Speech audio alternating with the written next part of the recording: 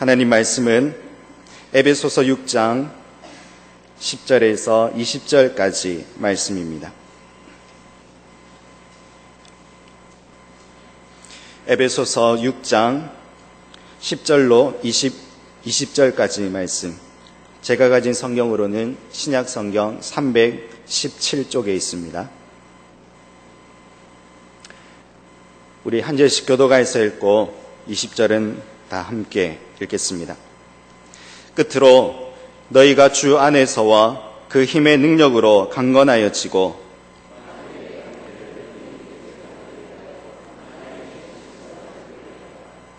우리의 씨름은 혈과 육을 상대하는 것이 아니요 통치자들과 권세들과 이 어둠의 세상 주관자들과 하늘에 있는 악의 영들을 상대함이라.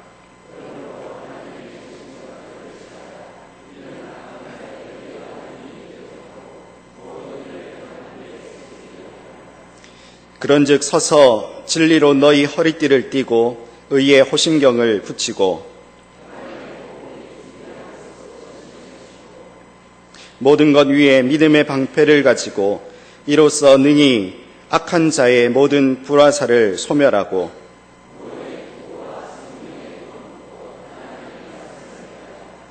모든 기도와 간구를 하되 항상 성령 안에서 기도하고 이를 위하여 깨어 구하기를 항상 힘쓰며 여러 성도를 위하여 구하라.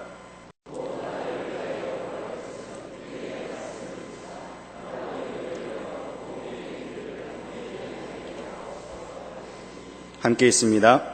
이 일을 위하여 내가 쇠사슬에 매인 사신이 된 것은 나로 이 일에 당연히 할 말을 담대하게 하려 하심이라. 아멘. 오늘도 수요일을 기억하고 나오신 우리 성도님들을 삼위 하나님의 이름으로 환영합니다. 어느새 제가 제일진의 교회에 부임한 지 1년 6개월이 되었습니다. 시간이 참 빠르게 가는 것 같습니다. 제가 저희 교회에 처음 부임하고 저에게 아주 강렬한 첫인상을 남긴 일이 있습니다. 저의 가장 인상 깊었던 일이 무엇인지 아십니까? 맛있는 점심 식사이겠습니까? 아닙니다. 예쁜 교회 건물이겠습니까? 아닙니다. 저희 교회에 오고 나서 됐다, 이 교회는 되겠다 싶은 인상을 준 계기가 있었습니다.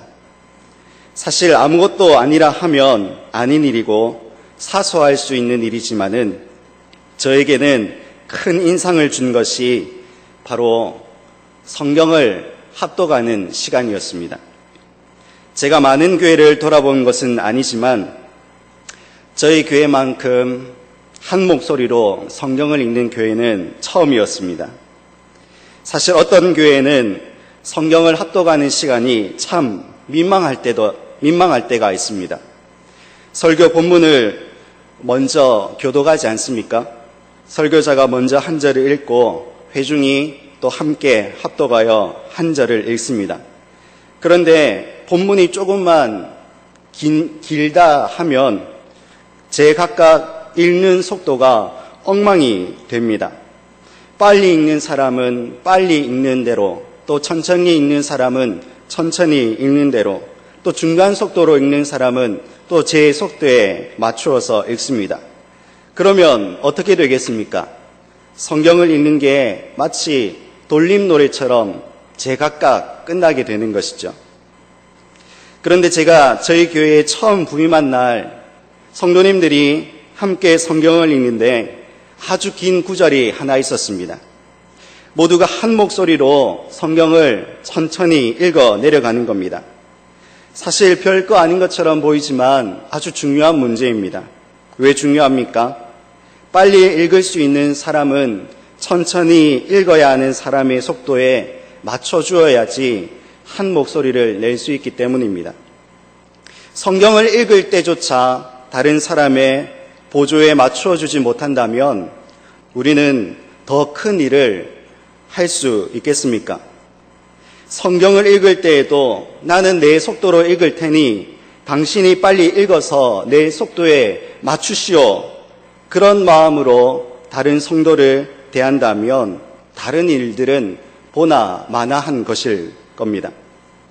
저는 우리 교회가 앞으로도 계속하여서 성경을 읽는 이 일에서부터 서로를 배려할 수 있는 그런 마음으로 성도를 돌아보는 교회가 되기를 바랍니다. 빠르게 읽을 수 있는 사람도 천천히 읽음으로 배려해주고 하나된 목소리를 낼 수 있다면 우리는 더 큰 일들도 서로 배려하고 또 서로의 속도를 맞추어 갈 수 있으리라 생각합니다. 재정을 사용하는 문제도 또 교회의 큰 계획을 세우는 일에도 또 교회가 선교하고 전도하는 많은 일들에 있어서도 서로를 배려할 수 있을 것이라 믿습니다. 사실 오늘 본문에서 사도 바울이 이야기하는 것이 바로 그것입니다. 교회는 어떤 곳이냐? 예수님 안에서 서로 하나가 되는 것이 교회라 말씀합니다. 그런데 오늘 본문에서 교회의 하나됨을 이야기하는 곳이 있습니까? 그렇게 보이는 것 같지는 않습니다. 에베소서 6장 우리가 오늘 읽은 본문은 우리가 익히 잘 알고 있는 본문의 말씀이지요. 하나님의 전신갑주를 입고 사탄마귀와 영적인 전쟁을 감당해야 하노라는 말씀입니다. 그런데 이 말씀이 교회의 하나됨과 어떻게 상관이 있습니까? 오늘 본문을 살펴나가면서 이 말씀이 어떻게 교회의 하나됨을 이야기하는 것인지 살펴보고자 합니다. 우리가 먼저 생각해 볼 것은 이 에베소서 6장이 어떤 위치에 있는가 하는 점입니다. 지난번에도 한번 말씀을 드린 적이 있습니다만 에베소서는 크게 두 부분으로 나누어 볼 수 있습니다. 전반부는 1장에서 3장까지의 내용입니다. 그리고 4장에서 6장까지는 후반부입니다. 전반부에서는 교회의 정체성에 대해서 사도 바울이 이론적으로 잘 설명해주고 가르쳐주는 내용들입니다. 그리고 후반부에서는 실제적으로 우리 현실 속에서 어떻게 교회를 교회답게 이루어 갈 수 있을까 가르쳐주고 있습니다. 그 중에서도 오늘 우리가 읽은 본문 에베소서 6장은 후반부의 내용을 정리하는 부분이며 또 동시에 에베소서 전체를 정리하는 마무리 역할을 감당하고 있습니다. 우리가 이 에베소서 6장을 읽을 때에 실수하기 쉬운 것 중에 하나가 6장이 갖고 있는 구조적인 위치에 대해서 깊이 생각하지 못하는 점입니다. 무슨 말이냐면 쉽게 말해서 이런 겁니다. 성경을 읽을 때에 에베소서 6장만 있는 것처럼 따로 떼어서 생각하기 쉽다는 말입니다. 성경을 읽는 데에 한 부분만 생각하고 그 본문 안에서만 의미를 찾으려 하다 보면 성경의 전체적인 문맥과 의미와 또 그 목적에서 빗나가기가 쉽습니다. 오늘 에베소서 6장은 특히나 그런 실수를 하기가 쉽습니다. 왜냐하면 하나님의 전신갑주를 입으라 하는 너무도 뚜렷하고도 명확한 주제가 나타나기 때문입니다.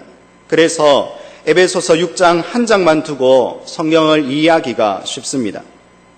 그런데 오늘 저는 이 본문이 가지는 의미를 에베소서 전반적인 문맥 안에서 생각해 보고자 합니다. 에베소서 6장만 두고 본다면 우리는 하나님의 전신갑주를 입어야 한다는 사실을 깨닫게 됩니다. 사도 바울이 에베소 교회 성도들에게 권면하는 것도 그 내용임에 틀림없습니다. 하지만 하나님의 전신갑주를 입고 사탄마귀와 전쟁할 때에 우리는 어떤 전쟁을 해야 할 것인지 구체적으로 알아야 합니다. 그동안 우리는 하나님의 전신갑주에 너무 초점을 맞추고 있었던 것은 아닌가 생각합니다. 하나님의 전신갑주가 무엇을 의미하는지 우리는 여러 차례 생각해 보았습니다. 하지만 정작 하나님의 전신갑주를 입은 후에 우리가 어디에서 또 무엇을 위해서 싸워야 하는지에는 별로 관심이 없었던 것 같습니다. 마치 이런 것이죠. 군인이 전쟁 준비를 열심히 합니다. 총을 닦고 총알을 가득 채우고 대검의 날을 갈아서 날카롭게 세웁니다. 방탄 모아 군화를 챙겨 신고 군장을 잘 꾸렸습니다. 이제 전쟁에 나설 준비가 다 완벽하게 갖추어졌습니다. 그런데 정작 어디에서 전쟁을 치러야 하는지 모른다면 어떻게 되겠습니까? 전쟁을 준비한 것이 모두 허사가 될 일입니다. 에베소서 6장만 따로 떼어서 생각하다 보면 그런 우를 범할 수 있다는 이야기입니다. 그래서 우리는 에베소서의 문맥을 따라서 하나님의 전신갑주를 입어야 하는 이유를 살펴보아야 합니다.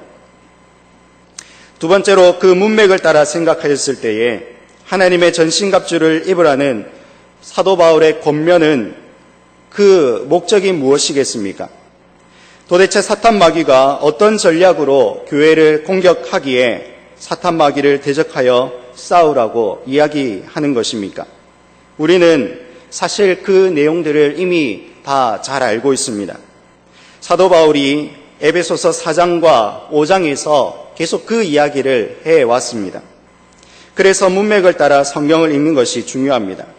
에베소서 4장과 5장에서 사도 바울이 했던 본면의 주된 내용들이 무엇입니까? 4장의 시작에서는 사도 바울이 성령이 하나 되게 하신 것을 힘써서 지키라 권면하였습니다.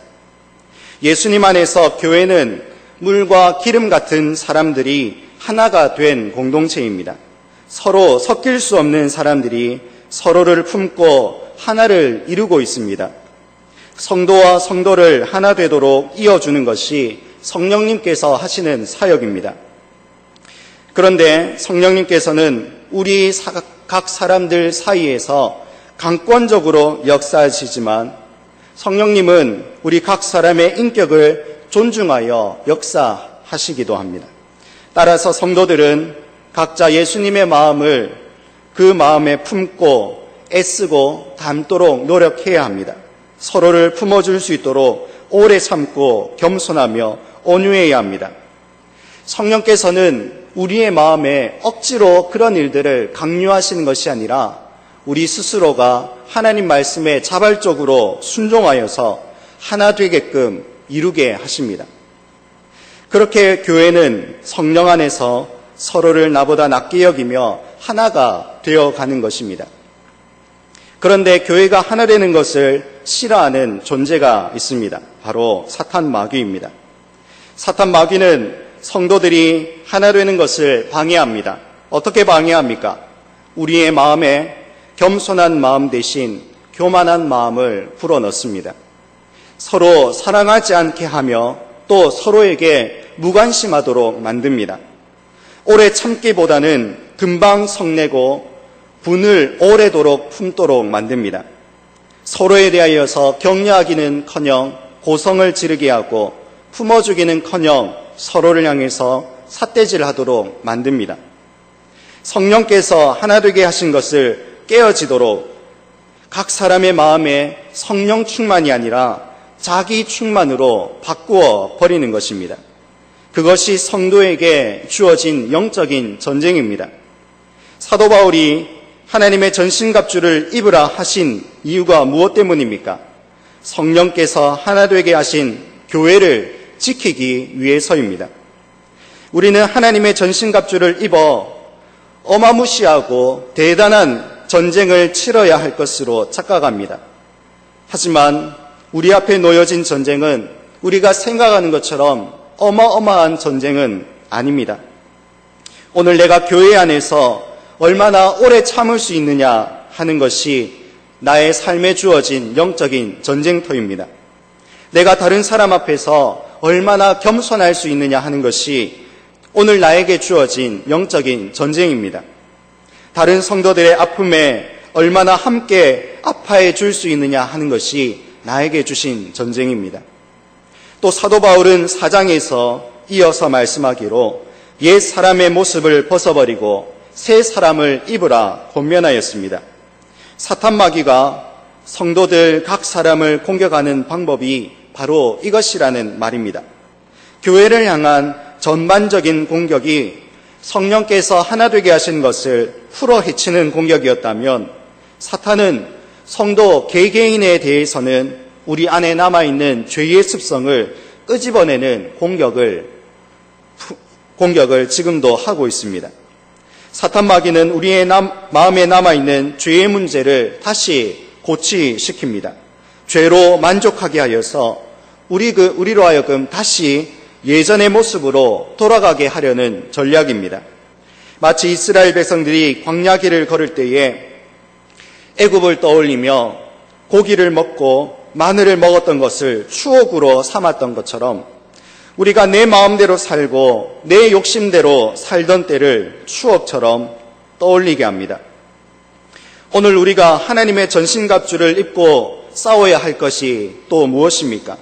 오늘 내 마음이 바로 영적인 전쟁터입니다.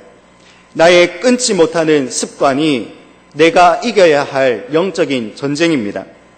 나의 삶 속에서 다시 예전의 죄악된 모습으로 돌아가고자 하는 일은 없는지 살피는 것이 오늘 내가 치러야 할 전쟁입니다. 옛 사람을 끊어버리는 것, 그것이 우리가 하나님의 전신갑주를 입고 싸워야 할 전쟁입니다. 사도 바울은 옛 사람의 모습으로 돌아가지 말고 오히려 더 나은 곳을 향하여 나아가자 말씀합니다. 그래서 성도들은 하나님을 본받는 삶을 살아야 합니다. 죄악된 삶은 벗어버리고 하나님이 원하시는 더 나은 의를 이루기 위해서 노력하는 것입니다.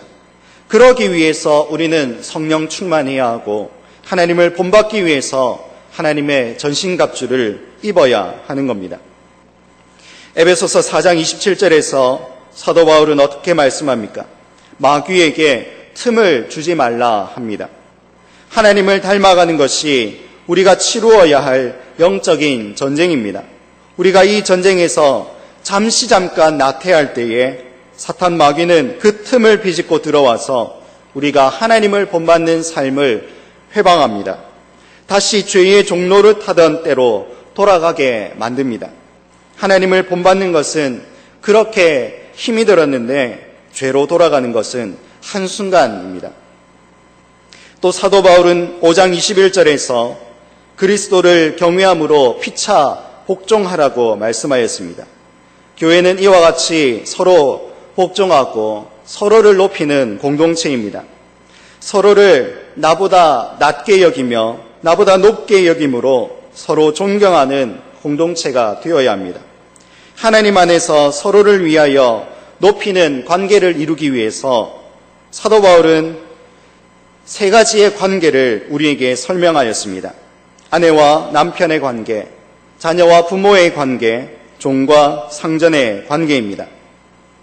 사도 바울이 이 세 가지 윤리적인 관계들을 이야기하는데 이 관계들을 따로 떼어서 생각할 것이 아닙니다. 교회가 하나님 안에서 서로를 낮게 여기는 자세를 우리는 이 세 가지 관계를 통하여서 우리의 실생활 속에서 훈련해 나가는 것입니다. 남편이 아내를 사랑하는 것, 그리고 아내가 남편에게 순종하는 것, 이를 통하여서 우리는 교회 안에서 다른 성도를 사랑할 수 있고 다른 성도에게도 순종할 수 있게 됩니다. 또 자녀와 부모의 관계를 통하여서는 가정에서 부모는 하나님의 말씀으로 자녀를 양육하고 자녀는 하나님이 주신 부모의 권위를 인정할 수 있습니다. 이를 통해 교회 안에서도 다른 성도를 하나님의 말씀으로 가르칠 수 있고 교회 안에서 하나님이 세워주신 영적인 질서 위에 순종하게 될 수 있습니다. 종과 상전의 관계도 마찬가지입니다. 단순히 우리의 직장 생활이 이러저러해야 한다는 것을 말하려는 게 목적이 아닙니다. 종은 상전에게 예수님께 하듯이 복종해야 합니다. 또 상전은 종을 하대하지 말고 그를 형제처럼 여기고 아껴 주어야 합니다. 이를 통해서 우리 교회 안에서도 서로가 서로를 존중하고 서로의 인격을 인정할 수 있고 함께 하나 되는 교회를 이루어 나갈 수 있는 것입니다. 그러면 우리가 하나님의 전신갑주를 입어야 하는 까닭이 무엇이겠습니까? 성경이 말씀하는 그런 아내와 남편의 관계를 바르게 세우기 위해서 성경이 말씀하는 자녀와 부모의 관계를 바르게 세우기 위해서, 성경이 말씀하는 종과 상전의 관계를 바로 세우기 위해서 우리는 반드시 하나님의 전신갑주를 입어야 한다는 말입니다. 왜 그렇습니까? 여러분도 경험해 보셔서 아시겠지만 남편과 아내의 관계가 성경이 가르치시는 것처럼 하루아침에 이루어지지가 않습니다. 사탄 마귀는 남편과 아내 두 사람 사이에 여러 가지 일들로 공격합니다. 서로에 대해서 탐탁지 않게 여기는 마음을 주어서 남편과 아내의 마음이 서로를 향하지 못하도록 만드는 겁니다. 자녀와 부모의 관계에서도 마찬가지입니다. 사탄 마귀는 부모들에게 자녀들이 하는 일들이 하나도 마음에 들지 않도록 만드는 겁니다. 자녀들은 또 부모의 권위를 무시하도록 사탄 마귀가 그 마음을 이간질합니다. 종과 상전의 관계도 그렇습니다. 종들은 상전에 대해서 열심으로 대하기보다는 주어진 일에만 마무리하려고 하고 게으른 마음을 줍니다. 또 상전들은 종들에 대하여서 존중하고 어떻게 하든지 정당한 값을 주기보다는 그 종을 수단으로 삼고 그 사람의 인격을 무시하도록 만드는 교만한 마음을 우리에게 불어넣는 것입니다. 그러므로 우리가 하나님의 전신갑주를 입고 싸워야 할 곳은 우리의 가정 속입니다. 가정 안에서 하나님의 전신갑주를 입고 남편과 싸우고 아내와 싸우고 자녀와 부모와 싸울 것이 아니라 아내를 사랑하지 못하게 만드는 사탄 마귀와 싸워야 합니다. 남편을 인정하지 못하게 하는 사탄 마귀와 싸워야 합니다. 자녀를 내 욕심대로 키우게 만들려는 사탄 마귀와 싸워야 하는 것입니다. 우리가 하나님의 전신갑주를 입고 싸워야 할 것은 또 우리의 직장입니다. 직장에서 그저 맡겨진 일만 끝내려 하는 그런 게으른 마음을 주는 사탄 마귀와 싸워야 합니다. 직장 안에서 다른 동료들의 문제에 도움을 주지 않으려는 이기적인 마음을 주는 사탄 마귀와 싸워야 합니다. 부하 직원들에게 내가 할 일을 떠넘기려 하는 악한 마음을 주는 사탄 마귀와 싸워야 합니다. 여러분, 사도 바울이 이야기하는 바가 이것입니다. 오늘 우리 모든 성도들이 하나님의 전신갑주로 무장해야 하는 이유도 이것입니다. 오늘 우리 교회가 교회의 정체성을 지키기 위해서, 서로 하나 되기 위해서 사탄 마귀와 싸우도록 우리는 오늘도 하나님의 전신갑주를 입어야 합니다. 또 우리 각 성도들의 성도됨을 지키기 위해서 하나님의 전신갑주로 무장하여 사탄 마귀와 싸워야 합니다. 마지막으로 생각할 것은 하나님의 전신갑주를 입되 이것이 나 혼자만의 개인적인 문제가 아님을 기억해야 합니다. 하나님의 전신갑주를 입어야 하는 그 목적 자체가 하나님의 교회가 하나됨을 이루기 위해서입니다. 사도 바울이 권면하는 목적 자체가 이미 교회의 공동체성을 포함하고 있습니다. 그렇기에 우리는 서로를 향하여서 기도로서 반드시 도와야 합니다. 이를 두고 사도 바울은 18절에서 이렇게 말씀합니다. 모든 기도와 간구를 하되 성령 안에서 기도하고 이를 위하여 깨어 구하기를 항상 힘쓰며 여러 성도를 위하여 구하라 하였습니다. 우리가 기도하고 간구해야 합니다. 사도 바울이 지금 기도와 간구의 대상을 밝히고 있지 않습니다만 우리는 충분히 짐작할 수 있습니다. 성령 안에서 무엇을 위하여 기도하고 간구하라는 말입니까? 내가 하나님의 전신갑주로 무장하여서 교회의 하나됨을 위하여 싸우는 일을 두고 기도하고 간구하라는 권면입니다. 그런데 하나님의 전신갑주를 입는 이 중요한 일이 나 혼자만의 문제가 아니라는 말입니다. 사도 바울은 개인이 하나님 앞에서 자기를 위하여 기도하고 간구하되 동시에 또 다른 성도들을 위하여 여러 성도들을 위하여 그렇게 구하고 기도하라고 권면하였습니다. 하나님의 전신갑주를 입는 일이 바로 교회 공동체를 위한 일이기에 그 취지를 따라서 우리는 오늘도 연약한 성도를 위하여서 함께 합력하여서 기도해 주어야 합니다. 우리가 오랫동안 새벽마다 욥기의 말씀을 묵상하였습니다. 욥기의 마지막은 하나님께서 욥에게 갑절의 복을 주시는 장면으로 끝이 났습니다. 그런데 그 장면에서 우리가 눈여겨볼 만한 대목이 있습니다.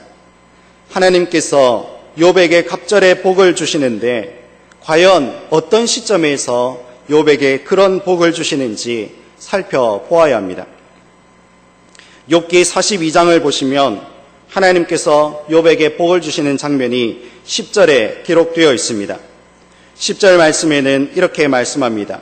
욥이 그의 친구들을 위하여 기도할 때에 여호와께서 욥의 곤경을 돌이키시고 여호와께서 욥에게 이전 모든 소유보다 갑절이나 주신지라 하였습니다.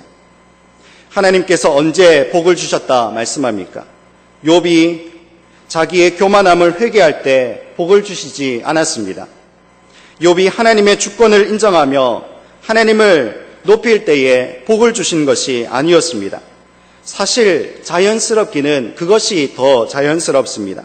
욥이 자기의 무지한 말로 하나님의 크신 주권을 가렸습니다 하고 회개할 때에 하나님이 그를 용서하시고 복을 주시는 것이 사실은 아주 자연스럽습니다. 그런데 하나님은 그때가 아니라 욥이 친구들을 위하여서 기도할 때 그에게 복을 주십니다. 욥이 친구들을 위하여 기도하였다는 것은 무엇을 말합니까? 친구들은 욥에게 가서 자기 자신들의 정죄하였던 잘못을 사과하고 용서를 구해야 합니다. 또 욥은 그런 친구들을 용서하고 품어주어야만 친구들을 위해서 기도할 수 있습니다. 하나님의 백성, 하나님의 자녀들은 혼자만의 세계에서 살아가는 사람이 아닙니다. 서로를 용납하고 서로를 용서하고 품어주고 또 함께 서로를 위하여 기도할 때에 하나님이 기뻐하시는 온전한 공동체가 될 수 있다는 사실을 우리에게 보여주는 장면입니다. 오늘 우리 교회가 서로를 위해서 기도해 주고 서로의 성령 충만을 위하여 기도하여 주고 우리 각 사람이 서로가 하나님의 전신갑주로 무장하게 되도록 서로를 위하여 합력하여 기도해 주는 교회가 되어야 합니다. 하나님의 전신갑주를 입되 나의 신앙, 내 믿음만 생각할 것이 아니라 내 옆에 성도와 또 우리 구역의 구역원들을 위해서 또 우리 기관의 회원들을 위해서 또 내가 가르치는 자녀들을 위하여서 우리는 그들을 두고 함께 이름을 부르며 기도해야 합니다. 말씀을 맺습니다. 하나님의 계획하심을 따라 예수님이 핏값 주고 세우신 우리 제일진의 교회가 성령님께서 하나 되게 하신 것을 힘써 지키는 그런 교회가 되기를 소망합니다. 서로의 연약한 것은 서로 품고 사랑으로 서로의 허물은 덮어주는 교회가 되기를 원합니다. 나 혼자만 생각하지 말고 내 옆에 성도를 돌아보고 혹시 그들이 지금 게을러서 또 혹 그 마음이 무너져서 하나님의 전신갑주가 해체된 것은 아닌가 서로를 격려하며 돌아보며 기도하여 주고 품어줄 수 있는 교회가 되기를 원합니다. 그래서 교회는 마치 합창하는 것 같습니다. 남의 소리를 듣지 않고 내 목소리만 우격다짐으로 내면 화음이 전혀 이루어질 수 없습니다. 서로를 돌아볼 때에 하나님이 기뻐하시는 아름다운 하모니를 이룰 수 있는 것입니다. 참으로 물과 기름 같은 우리이지만 예수님 안에서는 그런 우리일지라도 하나가 될 수 있습니다. 이것을 위하여서 하나님은 오늘도 우리에게 전신갑주를 입으라 말씀하십니다. 사탄 마귀는 오늘도 교회의 하나됨을 방해합니다. 우리가 하나 되는 것을 이간질합니다. 오늘 우리가 하나님의 전신갑주로 무장하여서 그와 같은 사탄 마귀의 공격들을 이겨내기를 바랍니다. 오늘 우리의 하루하루가 영적인 전쟁입니다. 내가 가정에서 하나님을 본받아 살아가는 삶이 영적인 전쟁입니다. 나를 죽이고 다른 사람을 사랑하는 것이 오늘 내가 치루어야 할 영적인 전쟁입니다. 하나님의 전신갑주로 잘 무장하고 잘 싸워서 하나님이 기뻐하시는 아름다운 하나를 이루어내는 그런 교회가 되기를 간절히 소망합니다.